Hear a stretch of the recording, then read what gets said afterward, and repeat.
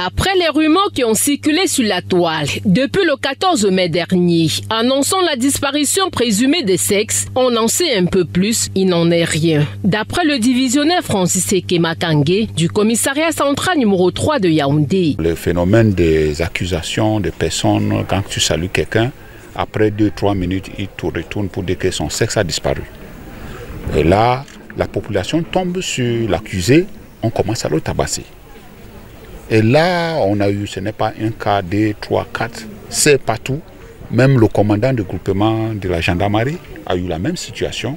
Après les accusations, quand on fait les tests, on trouve que le pénis est là. Après les résultats issus des enquêtes minutieusement menées par les éléments de la police et les spécialistes en santé, il n'en est rien. Toutes ces accusations-là sont fausses parce que après les tests médicaux qu'on fait, pour les gens, pour les victimes, on constate que les sexes sont là.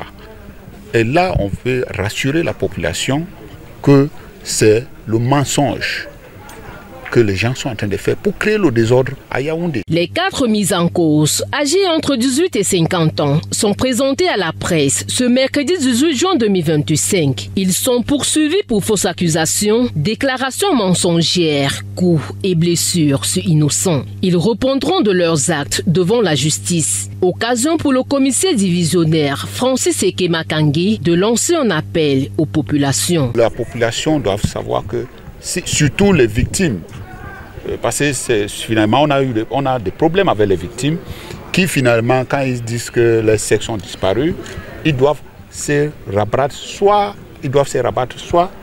un commissariat ou un poste de gendarmerie pour confirmer.